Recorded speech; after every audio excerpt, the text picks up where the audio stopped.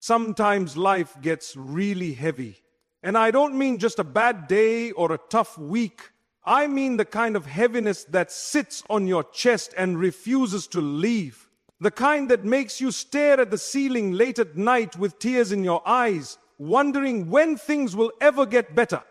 Maybe you've lost someone you loved deeply. Maybe your heart's been broken in ways no one else understands. Maybe you're stuck in a job that drains your soul. Or maybe you're dealing with illness, betrayal, loneliness, the kind of pain that no one can see, but it's consuming you inside. And even in that pain, you keep praying, you keep asking, you keep begging Allah in sujood, Ya Allah, please make it stop. But the storm doesn't stop. The pain doesn't go away. And a part of you starts wondering, is Allah listening? My dear brother, my dear sister, have you ever cried in your sajda, thinking, Yalla Allah, I'm at my breaking point? Have you ever looked up at the sky and said, why me? Why this? Have you ever reached a point where you felt like you were being tested more than you could bear? If yes, you're not alone. The Ummah carries so much silent pain. So many hearts are bleeding behind smiling faces. And sadly, we don't talk about it enough. We don't talk about the internal battle, the spiritual exhaustion, the emotional loneliness that so many believers are quietly fighting. But I want you to know something very important today. And please, let these words settle deep in your heart. Positivity in Islam doesn't mean pretending the pain isn't real. It doesn't mean plastering on a smile while you're breaking inside. It doesn't mean suppressing your tears or hiding your fears. True positivity is about knowing that even in the middle of your pain, Allah is with you. That even when the world feels empty, your Rabb has never left you. That even when the answers haven't come yet, His wisdom is at work. Allah says in the Quran, Allah does not burden a soul beyond what it can bear. This is not just a verse to recite. It's a promise, a divine assurance. If you're going through something difficult right now, it's not because you're weak. It's not because Allah wants to punish you. It's because He knows you can carry it with His help, with His guidance. But that doesn't mean it's easy, I know. Sometimes you make dua and it feels like nothing's changing. Sometimes you feel like the more you try to get closer to Allah, the more things fall apart. And shaitan whispers, see, your prayers don't matter. But don't believe that voice. Don't let the pain lie to you. Because the truth is, sometimes the delay is part of the mercy. Sometimes the unanswered dua is the beginning of something greater. Sometimes Allah withholds to protect you or to prepare you or to elevate you. And sometimes the pain itself is the answer. The trial is not punishment, it's purification. You see, in this world, we weren't promised a life without tests. The prophets themselves, the most beloved people to Allah, they were tested more than anyone. They cried, they struggled, they felt sorrow. But what kept them going? Tawakkul, sabr, unshakable faith that no matter how dark it gets, Allah's light will come. So if your heart feels heavy today, if your duas feel unanswered, if you're questioning your worth or your strength or your future, please remember this. You are not broken. You are being rebuilt. You are not abandoned. You are being prepared. And you are not alone. Your Rabb is closer to you than your jugular vein. Stay patient. Stay soft. Keep turning to Him. Keep whispering in the night. Even if your voice trembles, keep walking even if it's slow, because something beautiful is coming, inshallah. And one day you'll look back at this hardship and you'll realize it wasn't a detour. It was the path. May Allah grant you strength, light, and a heart that always trusts in His plan. Ameen. There is a story in our deen, so powerful, so humbling, so full of mercy that every heart going through hardship needs to hear it.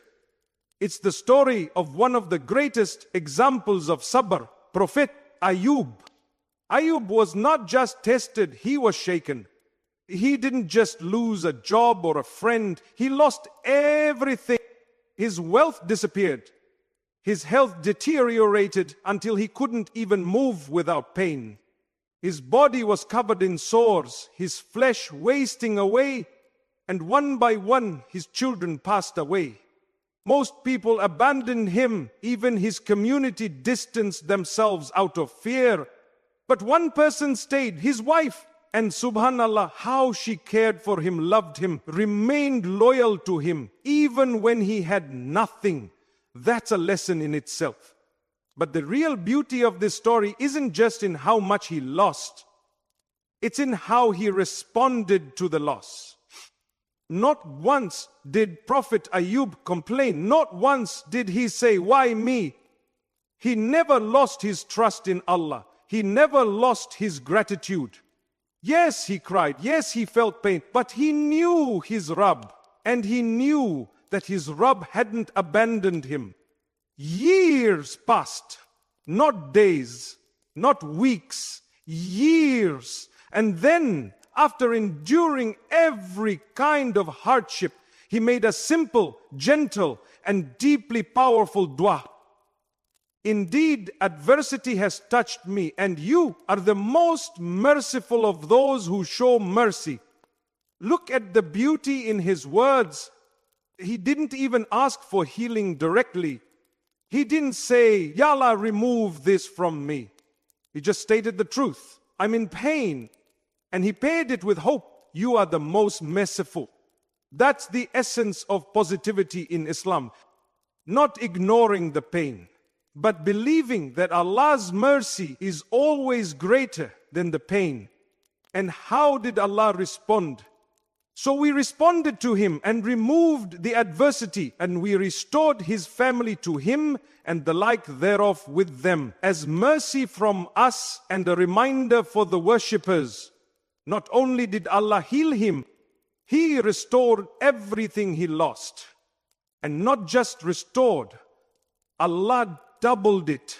His wealth returned, his health returned, his children were given back. Some scholars say either through resurrection or through new children. Either way, he was gifted in abundance.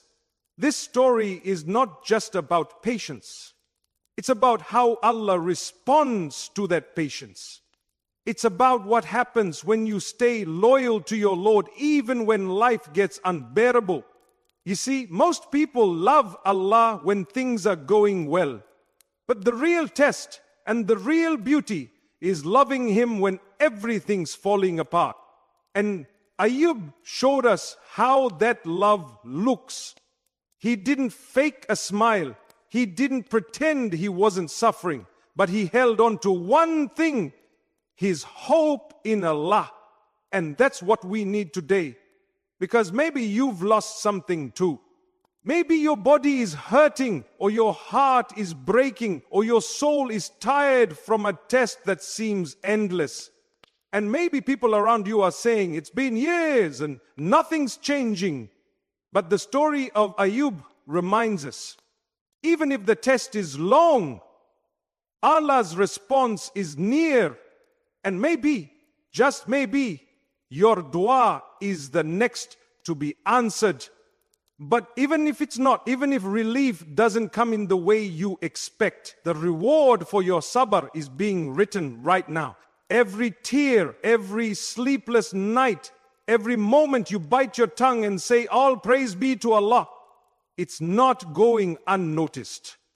The Prophet said, the most severely tested people are the prophets, then the next best, then the next best. A man will be tested according to the level of his religious commitment. So, if you're being tested hard, it may be a sign that Allah sees something in you that you don't even see in yourself. A level of faith, a capacity to rise, a heart that can handle what others can't. Tests are not punishments. They are conversations between you and your Lord. And like Ayub, you don't need to scream or shout to be heard. You don't need fancy words. All you need is a sincere heart and the belief that Ar-Rahman is listening. So make that dua, whisper your pain, tell Allah what hurts, and then trust Him. Because the one who healed Ayub, who brought him back from the edge of life, is the same one who's watching over you right now. Subhanallah. May Allah grant us sabr like Ayub, hearts that remain loyal in hardship and relief that brings tears of gratitude. Ameen. One of the most beautiful truths in our faith is this: your pain is not pointless. It may feel like it. It may seem random, unfair, or even cruel. But in the eyes of Allah, your pain has purpose. You see, when hardship hits, it can do one of two things. It can either break you or it can bring you closer to your Creator. And for the believer, every test, every heartbreak, every hardship is a door. A door that opens the heart to something deeper, something higher, something eternal. Sometimes we don't realize how far we've drifted from Allah until a test brings us to our knees. Sometimes it takes a storm to remind us that our boat was heading in the wrong direction. And sometimes the very thing that hurts you, Allah doesn't test us because He wants to watch us suffer. He tests us to purify us, to raise us, to bring out the best version of us, the version that lives with taqwa, humility, and sincere love for Him. The Prophet said, when Allah wants good for someone, He puts them through tests. Now think about that. Tests aren't punishments, they're opportunities. Opportunities to come back to Allah. Opportunities to cry to Him like never before. Opportunities to realize there is no power and no strength except through Him. You might not have chosen your pain, but Allah did. And He chose it for you with full knowledge of your capacity, your strength, and your future.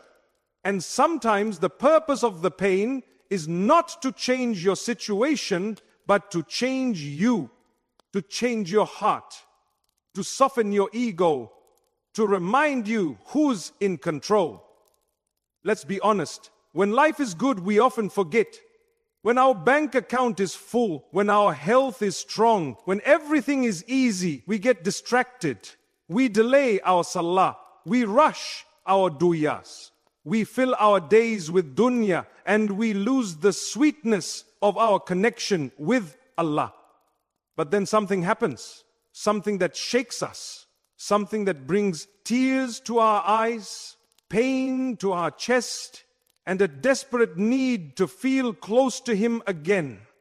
And in that moment, the heart turns back. Sujood becomes longer. Du'as become real. And suddenly, Allah is the center again. That, my brother, that, my sister, is purpose. The Prophet once said something beautiful.